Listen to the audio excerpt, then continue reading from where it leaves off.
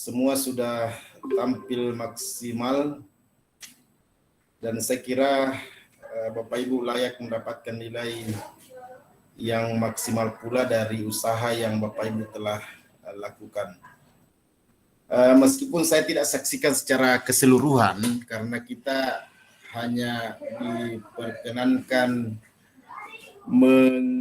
mengontrol atau melihat atau menyaksikan secara daring dari apa yang Bapak Ibu lakukan itu 10 menit, hanya 10 menit. Sehingga kami tidak bisa menilai secara keseluruhan, tapi pada umumnya apa yang kami lihat selama 10 menit dilanjutkan dengan dibuktikan juga dengan video, baik video secara utuh maupun video yang telah diedit, itu Bapak Ibu sudah sangat bagus saya kira, sudah layak menjadi guru profesional. Itu dari satu sisi ya, karena PPG ini masa enggak ada.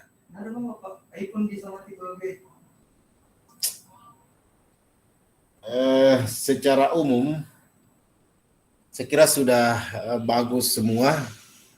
Dari berbagai sisi saya sudah lihat itu. Semoga apa yang Bapak Ibu telah laksanakan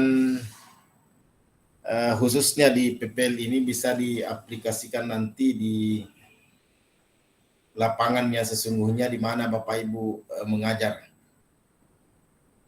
Menjadi guru profesional itu tentunya bukan hanya kemampuan kita mengajar yang dinilai, bukan saja kemampuan kita menyampaikan materi dengan baik di depan peserta didik kita, tapi juga mesti memberikan sugesti. Sugesti yang dimaksud tentunya adalah sugesti yang sifatnya positif ke peserta didik, agar bukan hanya pengetahuan yang didapatkan oleh peserta didik, tapi juga keterampilan sosial yang mesti saya kira terpatri di diri semua peserta didik yang kita ajar. Bapak Ibu yang saya hormati, PPL ini berarti Bapak Ibu sudah hampir sampai di titik puncak di final, di uji kinerja, kemudian di tahap UP. Bapak Ibu masih harus mempersiapkan diri saya kira, jangan berpuas dengan apa yang telah Bapak Ibu capai sampai detik ini, sampai titik ini. Selalu berusahalah untuk menjadi guru terbaik, guru yang dapat dicontoh dan guru yang dapat digugu, artinya guru yang dapat diikuti. Itu saya kira yang paling penting. Saya mau mendengar pengalaman Bapak Ibu selama mengikuti PPL ini, karena ini adalah review, mulai dari tahap pertama, tahap kedua, dan tahap ketiga. Kira-kira di bagian mana yang Bapak-Bapak Ibu anggap paling sulit, dan seperti apa solusi yang kira-kira Bapak Ibu tawarkan untuk menangani hal yang dimaksud. Saya mulai dari Bu Resi, silahkan Bu Resi. Assalamualaikum warahmatullahi wabarakatuh. Waktu saya melakukan PPL mulai dari PPL 1, PPL 2, PPL 3 yang saya rasa agak menyulitkan saya yaitu pada saat perekaman, Pak. Karena mulai dari pertama saya sudah ambil angle di sini, hasil perekamannya juga saya kurang memuaskan bagi saya, dan yang terakhir itu saya sudah mencari lokal yang waktu yang sudah tepat saya rasa ya kan, pas tukang di sekolah saya sedang renovasi, tukang nggak kerja, ternyata ada orang ini lagi pesta, jadi ribut lagi Pak. Itu yang sangat bikin saya pusing di perekaman. Padahal saya udah wanti-wanti ya cari jam itu kan tukang mau istirahat karena hari Jumat ya Pak, ya kan Pak. Saya rasa itu adalah waktu yang tepat. Ternyata pas tukang nggak kerja ada lagi orang yang hajatan. Terus hasil rekamannya jadi ada suara-suara yang orang yang lain gitu. Terus satu yang berikutnya anak-anak itu udah mulai aktif meskipun dibandingkan dari tahap 1 tahap 2 udah mulai aktif, tapi saya tanya lagi kok ada beberapa orang yang nggak aktif karena mereka malu Pak, tidak bisa berbahasa Indonesia yang baik. Akhirnya dalam diskusinya itu kurang maksimal, padahal mereka bisa, tetapi karena nggak malu mengungkapkan pendapatnya, karena itu kelemahan di sekolah saya ya, karena terbiasa memakai bahasa daerah. Jadi interaksi antara siswa dengan guru dengan temannya itu nggak aktif kesannya Pak, karena anak terbiasa berbahasa daerah. Itu yang paling sulit bagi melatih mereka untuk terbiasa berdiskusi, itu yang menyulitkan juga bagi saya dalam PPL Pak. Kalau yang selebihnya itu mungkin kekurangan dari saya yang belum maksimal dalam mengajar ya Pak. Bahasa satu Pak, dari PPL 1, PPL 2 sudah berusaha wanti-wanti berbicara nggak terlalu cepat, tapi masih cepat juga. Tapi alhamdulillah anaknya memang sebagian ngerti Pak, tapi itu tadi kendalanya. Anak-anaknya masih terbiasa bahasa daerah, itu yang paling menjadi masalah bagi saya Pak. Itu aja. Assalamualaikum warahmatullahi wabarakatuh. Baik, terima kasih banyak Bu Resi. Yang disampaikan Bu Resi itu saya kira hanya faktor X. Itu hanya situasional Bu Resi. Saya kira kalau misalnya bukan dalam kondisi seperti itu, dalam sekolah dalam tahap renovasi, kemudian ada acara hajatan di sekitar sekolah, saya kira itu tidak terjadi. Makanya saya kira ini bukan faktor yang paling penting kita hiraukan dan diskusikan. Yang saya maksud di sini dalam kegiatan proses belajar mengajar, kira-kira di bagian mana yang dianggap paling sulit, kemudian kira-kira solusi apa yang tepat untuk menanggulangi kesulitan yang dimaksud. Tadi faktor yang disampaikan oleh Bu Resi itu adalah persoalan pembiasaan dari peserta didik kita yang mungkin tidak terbiasa tampil di depan layar, di depan kamera. Mereka tahu dirinya bahwa sementara disorot oleh kamera, sehingga sikap percaya dirinya itu tidak muncul, tidak ada. Ini kan situasinya adalah pembelajaran daring. Jika seandainya itu pembelajaran luring dan tidak disorot kamera, tidak disorot kamera, mungkin anak-anak tidak mengalami hal seperti itu Bu Resi, atau gimana? Kemudian persoalan bahasa. Makanya saya kira dalam proses belajar mengajar, itu saya bilang tadi bahwa guru itu harus dicontoh dan harus dapat ditiru, digugu oleh peserta didiknya. Bu Resi, ini saya lihat juga bukan hanya saya kira di sekolah Bu Resi, termasuk misalnya di kami di kampung di suku Bugis ataupun di suku Makassar, itu biasanya kenapa anak-anak didik kita terbiasa menggunakan bahasa daerah dalam komunikasinya dengan temannya di sekolah, itu karena diberikan contoh oleh gurunya. Gak mungkin karena gurunya di sekolahnya, karena hanya ketemu dengan juga berasal dari satu kampungnya atau dari tempat tinggalnya juga di sekitar sekolah, sehingga bahasa yang digunakan itu dalam kehidupan sehari-hari, dalam kehidupan sekolah itu adalah bahasa daerah juga, sehingga anak kita mengikuti.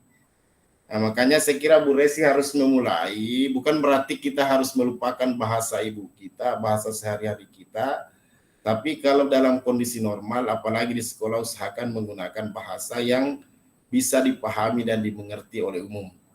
Makanya yang pertama yang Bu Resi harus lakukan, ya berikanlah contoh ke peserta didik kita. Bu Resi mungkin terbiasa juga menggunakan bahasa daerah. Kalau misalnya bertanya kepada peserta didiknya, apakah berpapasan di depan kelas, di kantin, atau di kantor, itu mungkin Bu Resi kadang tidak sadar menggunakan bahasa, bukan bahasa Indonesia, tapi mungkin bahasa daerahnya. Kan Bu Resi seperti itu kan? Iya Pak. Kalau di dalam kegiatan non formal ya sering bahasa daerah saja Pak, karena satu daerah. Ya, makanya tergantung dari budaya Bu Resi. di sekolah-sekolah yang ada di kota, sekolah-sekolah yang ada di kabupaten, bahkan di sekolah dari kecamatan, itu kan sudah ada memberlakukan Bu, setiap hari Jumat misalnya, setiap hari Senin, itu bahasa yang digunakan adalah bahasa Inggris. Karena ini adalah aturan, itu akhirnya menjadi kebiasaan. Cobalah misalnya di sekolah Bu Resi misalnya bisa memberikan masukan kepada kepala sekolahnya agar selama peserta didik kita masuk dalam pekarangan sekolah itu tidak boleh lagi menggunakan bahasa daerah. Itu akan terbiasa anak didik kita. Tapi ini tidak dinafikan, kadang orang kalau misalnya karena kita di daerah, di pelosok juga sekolah kita, dianggapnya kita terlalu terlalu kekotaan misalnya kalau kita menggunakan bahasa Indonesia, padahal itu tidak. Ya Bu Desi ya. Tapi kalau keluar dari sekolah dengan pertimbangan itu adalah kelokalan kita dengan bahasa kita, karena bahasa kita, silakan gunakan bahasa itu. Tapi kalau misalnya sudah sampai di sekolah, Bu Resi harus memberikan contoh, upayakan tidak menggunakan bahasa daerah, utamanya dalam proses belajar mengajar. Biasa juga karena terbiasa kita dengan bahasa daerah, meskipun bahasa Inggris yang kita ajarkan, logat kita tetap logat bahasa daerah. Biasa juga seperti itu Bu, makanya ini faktor kebiasaan saja Bu Resi. Kalau Bu Resi sudah bisa membiasakan hal itu, saya kira memang butuh waktu yang lama untuk melakukan hal itu. Mungkin 1 tahun, 2 tahun belum terlihat, tapi saya kira 3 tahun dan seterusnya itu akan terlihat bahwa anak kita selama ada di kelas, di sekolah, apalagi dalam kelas itu sudah wajib menggunakan bahasa Indonesia, sehingga ini akan berdampak dalam proses belajar mengajar yang kita lakukan. Pada saat misalnya anak kita berikan kesempatan untuk mengemukakan pendapat, mereka tidak canggung lagi karena sudah terbiasa dengan bahasa Indonesia. Kalau misalnya di tahap awal, Bu Resi, itu bisa saja itu tidak jadi tidak jadi masalah kalau misalnya ada anak-anak yang memang kita anggap tidak memiliki kemampuan yang lebih, artinya termasuk dalam persoalan bahasa, berikan dulu kesempatan awal. Oke, silahkan kemukakan pendapatnya dengan bahasa daerah.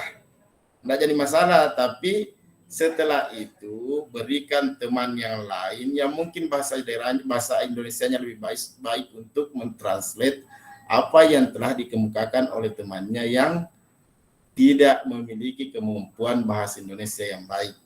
Hal-hal itu saya kira perlu Bu Resi lakukan di sekolah, supaya ini tertanam dan menjadi kebiasaan di sekolah Bu Resi. Bu Resi ya? Baik, selanjutnya Bu Sri Astuti, silakan Bu Sri. Ya Pak, Assalamualaikum warahmatullahi wabarakatuh. Waalaikumsalam warahmatullahi wabarakatuh. Ya, pengalaman saya selama PPL 1, 2, dan 3 yang paling sulit yaitu pada saat PPL 1 Pak.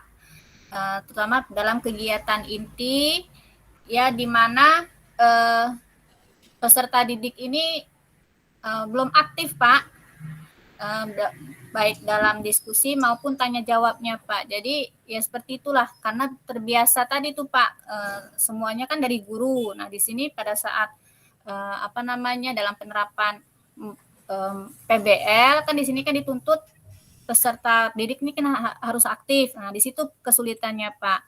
Tapi pada PPL 2, PPL 3 itu mulai ada peningkatan. Pada saat PPL 3 peserta didik sudah mulai aktif. Ya, di situ di dalam video itu sudah ada, enggak perlu disuruh siapa yang tahu ini. Mereka menjawab seperti itu, Pak. Kemudian ke depan kelas untuk apa yang mereka pahami seperti itu masalah materi Pak.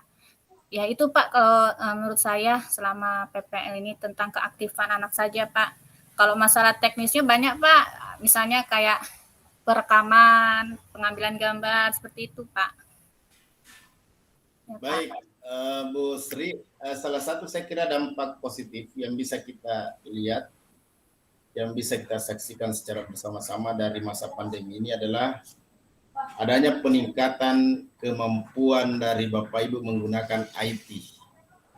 Yang mungkin sebelumnya tidak sama sekali, jangankan istilah-istilah yang kecil, mungkin termasuk misalnya istilah luring dan daring, mungkin banyak yang tidak bisa membedakan. Yang luring itu yang bagaimana pelaksananya, yang daring itu seperti apa pelaksanaannya. Itu misalnya. Kemudian yang kedua, mungkin sebelum adanya PPG daring ini, mungkin Bapak Ibu dalam mengoperasikan komputer, apalagi misalnya membuat PowerPoint sendiri, kemudian membuat media sendiri, itu mungkin jarang dilakukan, bahkan tidak pernah sama sekali. Itu salah satu dampak positif saya kira, Bu Sri. Ya, Jadi jangan disesali apa yang telah Bu Sri lewati, justru disyukuri masa pandemi ini memiliki dampak positif khususnya bagi kita teman. Ya, Pak. Jadi lebih paham tentang ini teknologinya, ya, Pak. IT Bapak Ibu saya kira jauh lebih paham dibandingkan dengan yang sebelumnya. Dengan sendirinya itu berpengaruh terhadap proses belajar mengajar yang kita lakukan. Kalau dulunya pembelajaran kita lakukan sifatnya ceramah bervariasi, Pak. Ya, dengan cara lama, dengan cara metode ceramah, itu sudah berubah karena student center. Ya, karena media yang kita gunakan itu sudah ada, bukan lagi pembelajaran berpusat pada guru, tapi pembelajaran sudah berpusat pada peserta didik. Ya, media yang Bapak Ibu sudah buat dengan kemahiran yang sedikit, kemudian sedikit dan sekarang sudah tambah banyak yang Bapak Ibu sudah miliki. Saya kira pembelajaran ke depannya itu betul-betul unsur tipeknya dapat terlihat dengan baik. Penggunaan media, penggunaan IT itu harus lebih banyak dibandingkan dengan metode yang biasanya Bapak Ibu tempuh dengan cara ceramah. Ini saya kira memiliki dampak yang sangat positif bagi peserta didik, seperti yang disampaikan tadi oleh Bu Sri. Di tahap pertama masih ada kendala. Iya, karena baru pertama kali kan. Ya, salah satunya kendalanya itu adalah kemahiran kita juga menggunakan IT dan mungkin kecanggungan dari peserta didik kita, termasuk tampil di depan kamera, di depan video itu ada kecanggungan. Kemudian urutan pelaksanaan proses pembelajaran yang kita lakukan juga tidak bisa kita laksanakan dengan baik, tidak bisa terlaksana dengan baik. Saya kira dengan pelaksanaan PPG ini, Bapak Ibu sudah memahami, mengerti semua setelah mendengar masukan dari khususnya dari guru Pamong dan termasuk mungkin saya memberikan masukan sedikit terhadap apa yang Bapak Ibu lakukan di sekolah. Saya jempol Bu Sri. Saya kira ini usaha yang sudah maksimal yang dilakukan meskipun ada kendala khususnya di persoalan penggunaan IT, tapi saya kira ini awal bagi Bu Sri, bukan akhir, artinya setelah selesai PPG IT dilupa kembali ke cara lama, bukan seperti itu Bu Sri. Iya Pak, insya Allah selalu dijalankan Pak. Yang kita lakukan adalah mengaplikasikan apa yang kita telah dapatkan dalam PPG ini. Itu saya kira dampaknya yang Bapak Ibu harus syukuri. Pak Efriadi, silakan Pak Efriadi, kalau ada yang mau disampaikan Pak. Bismillahirrahmanirrahim. Assalamualaikum warahmatullahi wabarakatuh. Waalaikumsalam warahmatullahi wabarakatuh. Baiklah, saya akan menyampaikan pengalaman dari PPL 1 sampai PPL 3. Sebenarnya pada awal mula untuk PPL Pak, karena di situ dari segi saya lakukan dari pertama sampai ke set yang ketiga, saya belum pernah sekali Pak mengajar menggunakan Google Meet, apalagi siswa yang merasa di awal saya masih ragu. Jadi dari kelihatan di pertama anak-anak itu masih canggung dan cara mengatasi sosialisasi dulu cara menggunakan Google Meet karena memang peserta didik saya belum pernah. Nah, itu pertama. Kemarin saya lihat awal PPL pertama siswa itu masih canggung, menutup muka karena canggung, belum pernah menggunakan media pembelajaran daring dengan menggunakan Google Meet. Tapi berjalan dengan waktu PPL 2 dan PPL 3, sekarang saya lihat dari dampak positifnya, malahan peserta didik Pak nanya, kapan lagi Pak kita menggunakan pembelajaran kayak gitu, mulai daring Pak. Nah, itu yang saya dapat rasakan dari. Dan untuk permasalahan pembelajaran yang agak susah pada awalnya itu pada saat peserta didik melakukan diskusi. Pada PPL pertama itu memang agak hanya digunakan peserta didik itu saling pandangan untuk memulai diskusinya dari mana gitu Pak. Untuk itu selesai itu dibimbing, alhamdulillah untuk 2 dan 3 udah berjalan seperti biasa. Itulah merasa saya pada awalnya memang apakah saya bisa untuk melaksanakan pembelajaran secara daring ini. Kalau untuk luring, karena baru keluar surat edaran untuk melaksanakan pembelajaran daring. Mungkin hanya itu Pak yang dapat saya sampaikan Pak.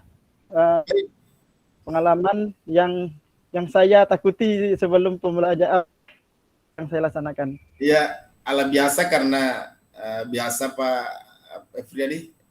Saya kira dengan apa yang Pak Efriadi takuti sebelum PPL berlangsung itu ternyata sudah bisa dilewati dengan baik. Saya kira apapun yang kita kerjakan, kalau itu awal, permulaan, saya kira pasti canggung, kemudian merasa tidak percaya diri, pasti itu kita alami. Jangankan peserta didik, kita pun guru juga mengalami hal itu.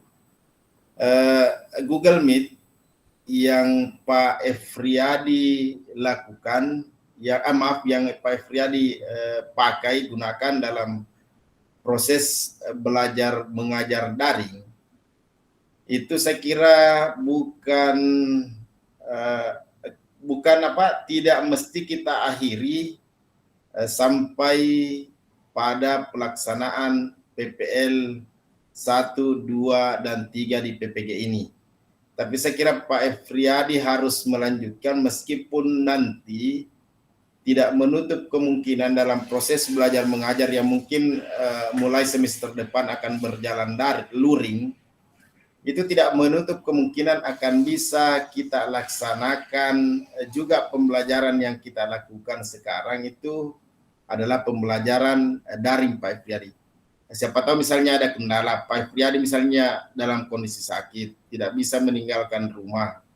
Saya kira proses pembelajaran tetap bisa berlangsung dengan menggunakan Google Meet yang ada. Makanya ini saya kira pengalaman berharga Pak Efriadi, seperti misalnya di kampus kami. Di kampus kami itu sudah ditetapkan bahwa 16 kali pertemuan dalam setiap semesternya itu harus ada pembelajaran yang dilaksanakan secara daring minimal 30%. Berarti sekitar 4 sampai 5 pertemuan itu meskipun waktunya sudah masa sudah normal ya, sudah bukan pandemi lagi, tidak pandemi lagi, itu tetap kita perkenankan untuk mengajar secara daring 30% dari 60 pertemuan itu, dari 16 pertemuan itu.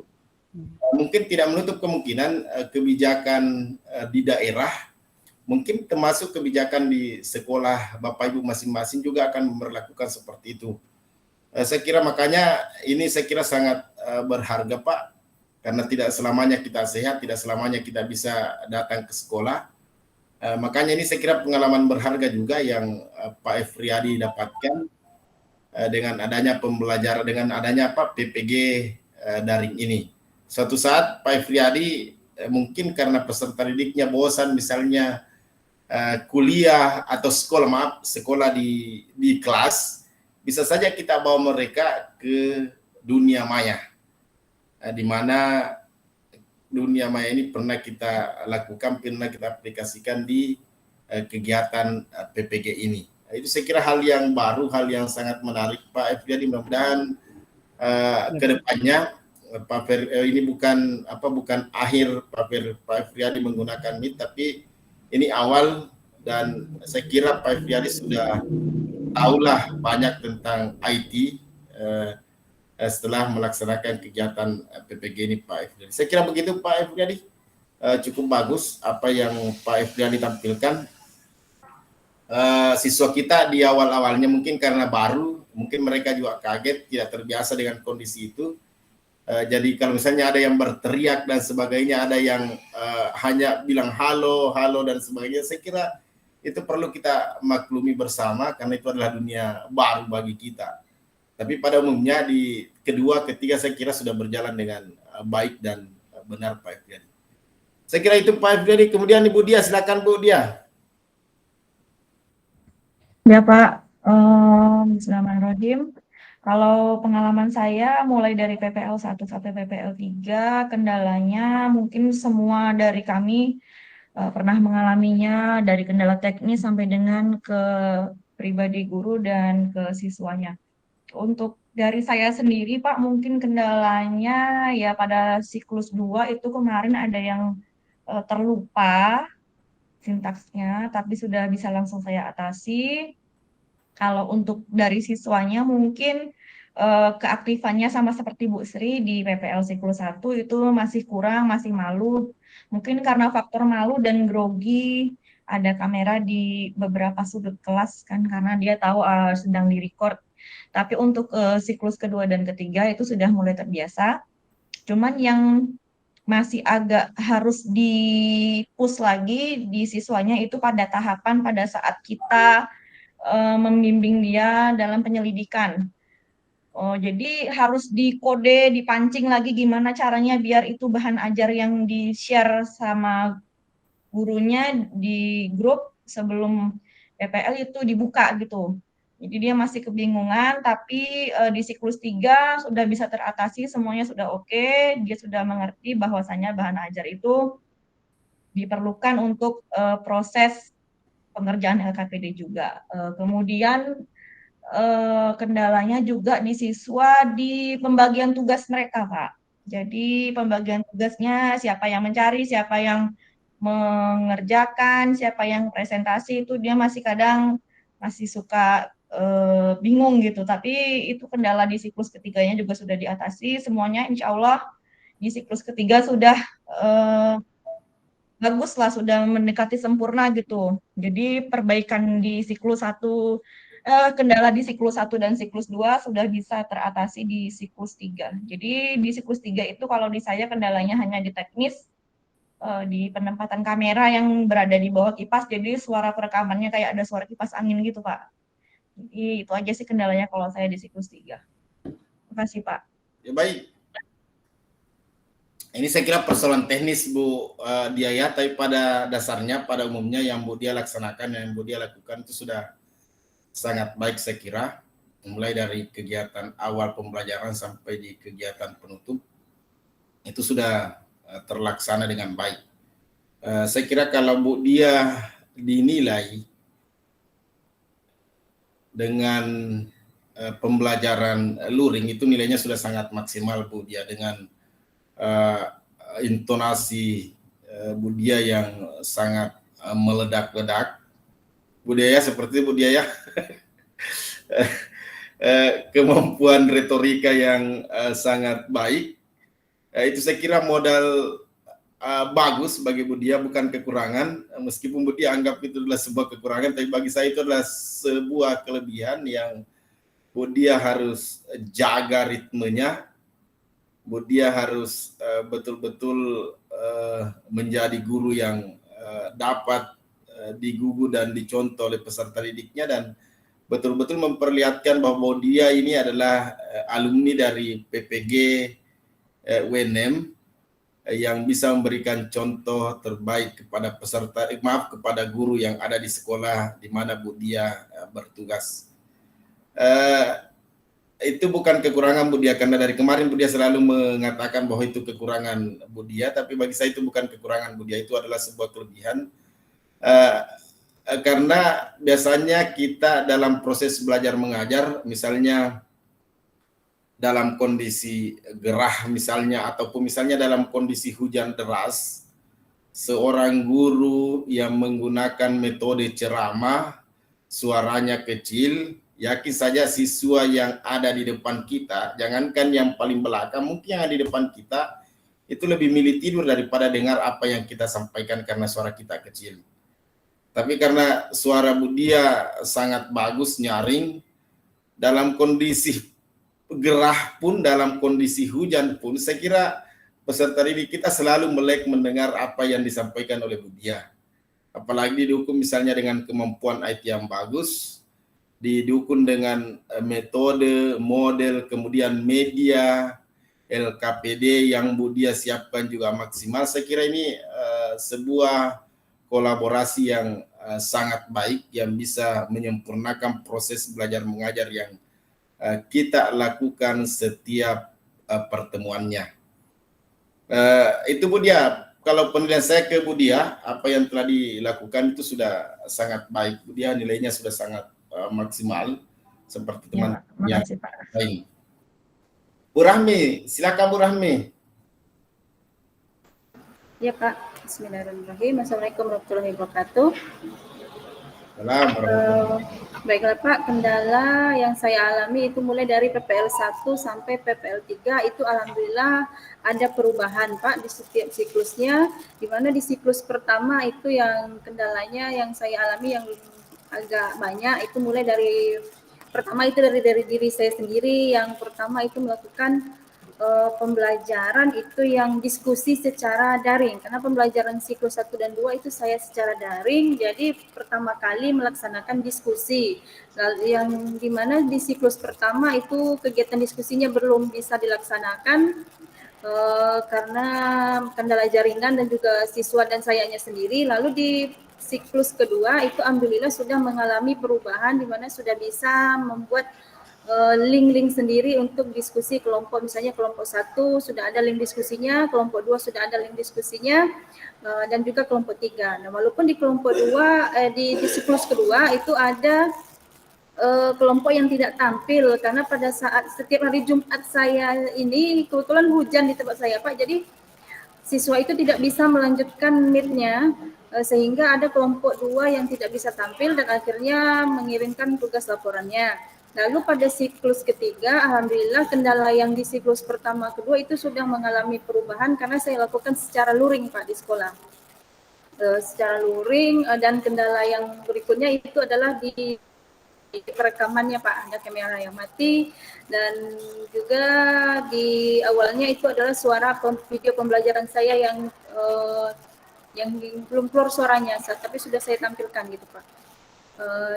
Lalu yang dampak positif yang saya rasakan di sini setelah PPL pertama, kedua, ketiga itu adalah mengenai pemahaman IT-nya Pak. Saya lebih paham, di mana dari pertama belum bisa membuat room diskusi di Meet, yang kedua akhirnya di siklus kedua saya bisa membuat room diskusinya untuk setiap kelompok, dan akhirnya peserta pun bisa melaksanakan dan mengikuti arahan saya.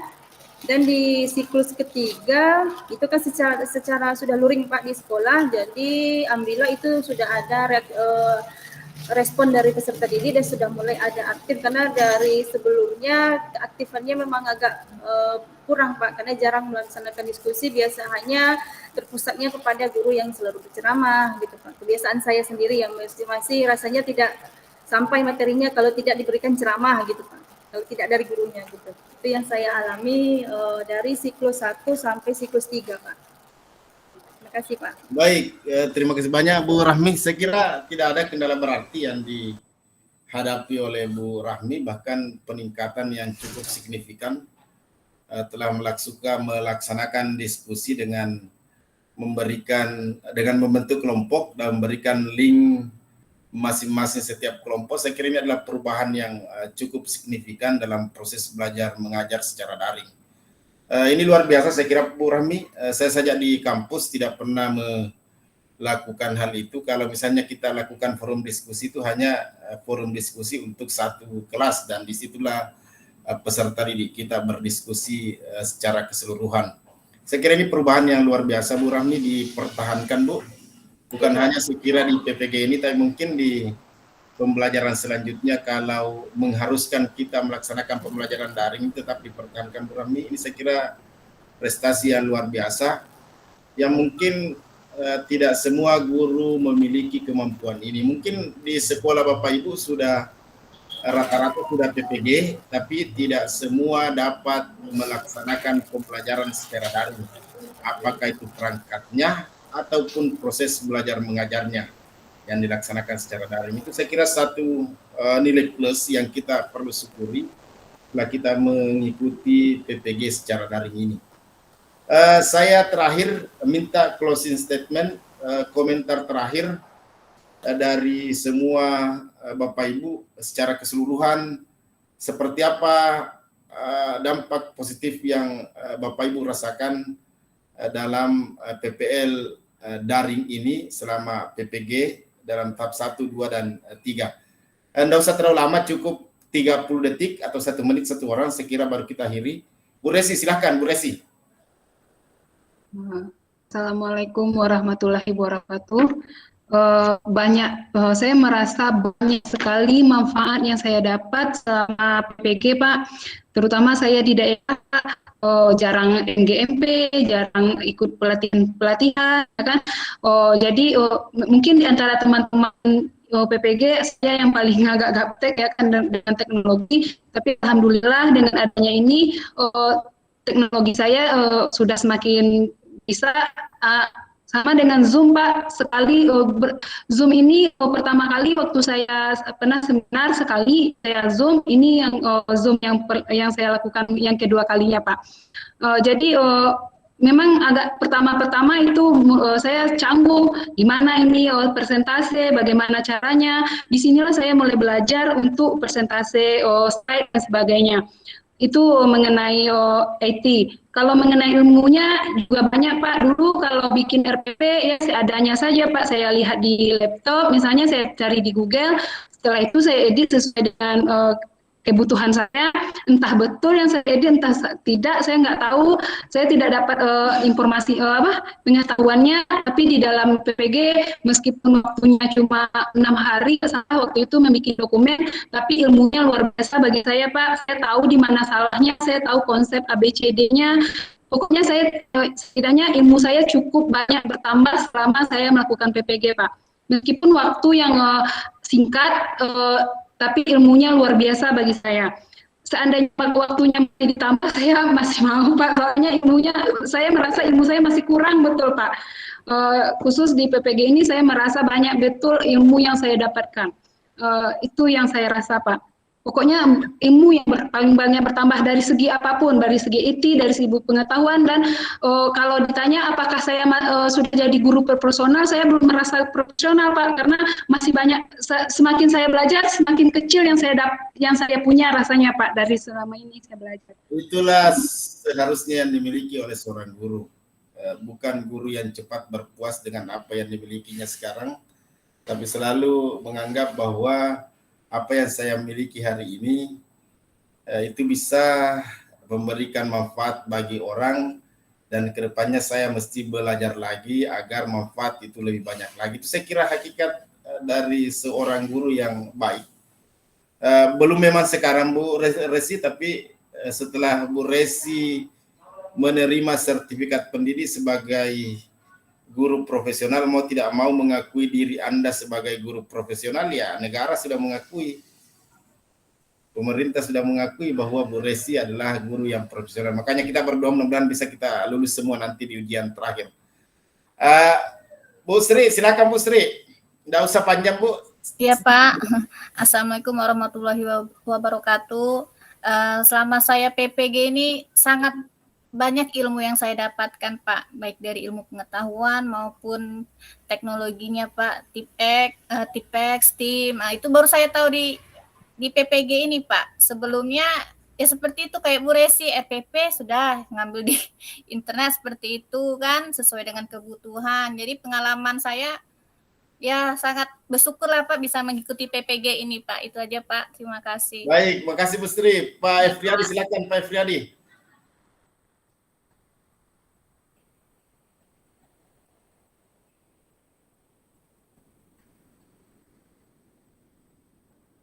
Suaranya tidak terdengar, Pak Efriadi. Ya, Pak. Ya, silakan Pak. Pengalaman dari mengikuti PPG, salah satunya adalah perangkat pembelajaran.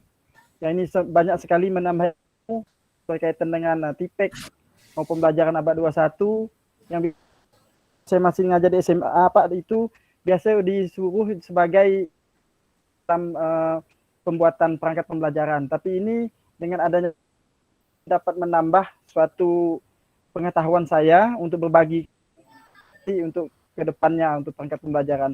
Dan untuk teknologi sangat bertambah dengan adanya, sebelumnya belum pernah melaksanakannya menggunakan, sekarang sudah alhamdulillah bertambah sedikit lah. Mungkin hanya itu Pak yang dapat saya sampaikan Pak. Baik, makasih Pak Efriadi. Bu Dia, silakan Bu Dia.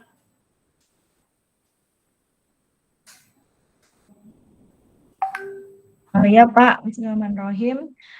Untuk pengalaman dan dampak positif yang dapat saya ambil dari kegiatan PPG ini, khususnya pada kegiatan PPL, yang bisa saya ambil untuk diri saya sendiri, yang pertama, kalau mengajar itu memang berdasarkan RPP.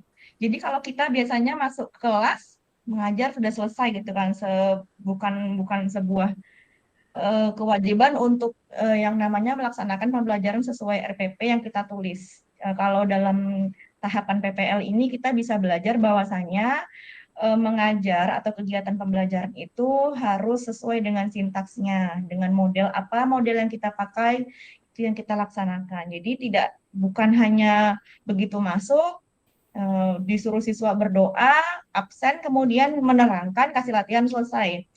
Ternyata banyak sekali tahapan-tahapan, walaupun sebenarnya kita tahu tahapan-tahapan itu sejak kita menjadi guru, tapi kita tidak pernah melaksanakannya. Pada saat PPL ini kita benar-benar melaksanakan kegiatan pembelajaran itu benar-benar berurutan. Mulai dari kegiatan awal, kegiatan inti sampai penutup, itu benar-benar tertata dengan tersusun rapi gitu. Dari A sampai Z-nya memang benar-benar tidak boleh ada yang terlewat. Itu yang bisa saya ambil yang pertama. Kemudian yang kedua, dalam pembuatan satu set perangkat pembelajaran. Selama ini kita taunya silabus, RPP, Prota, Promes, dan kawan-kawannya. Saya pribadi tidak pernah yang namanya membuat yang namanya format media pembelajaran, kemudian bahan ajar. Bahan ajar itu rupanya isinya itu ada capaian pembelajaran, kemudian ada lain sebagainya, ada soal HOTS-nya. Saya terutama untuk bagian membuat bahan ajar HOTS, soal HOTS, sedikit bertambah ilmu saya, walaupun sampai sekarang jujur saja Pak, saya masih lemah di bagian itu, di bagian HOTS itu. Membuat soal HOTS, membuat bahan ajar HOTS, tapi kalau saya lihat progresnya dari awal saya mengikuti PPG, sebelum mengikuti PPG sampai saat ini itu sudah mulai mulai paham bagaimana cara membuat bahan ajar dan soal yang HOTS itu Pak. Baik, terima kasih Bu Dia. Bu Rahmi, sedikit saja Bu Rahmi, silakan. Oke Pak. Baiklah Pak, dari awal saya mengikuti PPG ini, yang paling utama ini adalah mendapatkan ilmu baru Pak. Walaupun mungkin dulu pernah juga malah belajar mengenai karakteristik siswa, cuman ini sudah lama tidak belajar, jadi udah terlupakan ilmunya, akhirnya ingat kembali, belajar kembali, dan sudah pastinya punya ilmu baru, terutama juga dalam penyusunan soal HOTS seperti yang Bu Dia bilang tadi Pak. Itu memang kelemahan juga bagi saya dalam penyusunan soal itu HOTS. Menurut saya sudah HOTS, ternyata belum HOTS. Nah itu yang masih kelemahan saya, dan alhamdulillah itu sedikit-sedikit sudah mengalami perubahan juga Pak. Dan lalu mulai dari juga set pembelajaran, dalam pembuatan set pembelajaran, pembuatan LKPD sudah dapat tambahan ilmu baru bagaimana cara membuat LKPD yang menarik gitu Kak. Biasanya hanya buat LKPD itu ya hanya soal, menyajikan soal Pak, ya belum menarik lah gitu Pak, belum ada warna-warninya gitu Pak, belum seadanya. Alhamdulillah dalam PPG ini ternyata harus dituntut semenarik mungkin agar siswa-siswa tertarik gitu, dan juga mengenai bagaimana untuk meningkatkan motivasi siswa, juga menambah ilmu baru bagi saya. Lalu dan paling utama itu adalah dalam penggunaan IT Pak, atau teknologi. Itu yang saya rasakan tambahan ilmu selama mengikuti PPG. Baik, Sekian, saya Pak. kira cukup Bapak Ibu. Terima kasih banyak atas waktunya, atas kesempatannya. Ini masih ada tahap lagi yang setelah PPL ini apa Bapak Ibu ya? Mungkin, Pak. Pak. Uji kinerja. Uji kinerja ini yang Bapak Ibu harus siapkan itu adalah portofolio yang harus Bapak Ibu siapkan. Karena kalau tidak salah ada 7 item yang Bapak Ibu harus isi mulai dari bagian pertama sampai bagian terakhir. Enggak perlu saya sampaikan di sini, saya juga enggak terlalu hafal item-item itu, tapi saya kira ada di LMS. Bapak Ibu silakan ikuti itu, apa-apa yang perlu di-upload. Silahkan upload memang semaksimal mungkin rekam jejak yang Bapak Ibu telah lakukan, apakah itu PTK, kemudian sertifikat-sertifikat, media pembelajaran. Saya kira itu semua harus Bapak Ibu bukan buat sebenarnya, mungkin sudah ada sisa di-upload. Silakan Bapak Ibu menunggu kapan pelaksanaan ujian kinerja. Ujian kinerja itu biasanya yang menilai adalah dosen, dan itu mereka sangat objektif menilai Bapak Ibu dan tidak mungkin akan merugikan Bapak Ibu karena kita punya panduan penilaian. Kalau misalnya kegiatan itu dilaksanakan di tingkat kabupaten, itu berapa nilainya, di tingkat provinsi, di tingkat nasional itu berapa nilainya. Itu sisa kita mengklik penilai, tidak akan ada yang salah Bapak Ibu karena itu sudah terformat dengan baik nilai yang diberikan kepada Bapak Ibu. Silahkan persiapkan diri Bapak Ibu. Kita berdoa mudah-mudahan apa yang telah membuat kita lelah selama 2 bulan 3 bulan terakhir ini tuh di akhir, di endingnya bisa mendapat hasil yang baik, mendapat hasil yang maksimal Bapak Ibu. Saya kira cukup dari saya. Mohon maaf Bapak Ibu atas ada salah selama ini, ada miskomunikasi dalam pelaksanaan PPL. Ini mohon maaf Bapak Ibu kalau ada kesalahan dari saya. Kalau ada kesalahan dari Bapak Ibu itu sudah saya maafkan, begitupun sebaliknya mohon dimaafkan kalau ada kesalahan saya. Saya kira kita tutup. Wabillahi taufiq wal hidayah. Assalamualaikum warahmatullahi wabarakatuh. Mohon maaf Pak. Ya. Mau nanya Pak, kami mau minta ini Pak sama Bapak, apa namanya, instansi. Iya nih, ada kemarin saya WA Bapak, Pak. Ada kemarin saya WA Bapak belum dibalas, Pak. Saya matikan dulu rekamannya ya. Oh iya. Ya.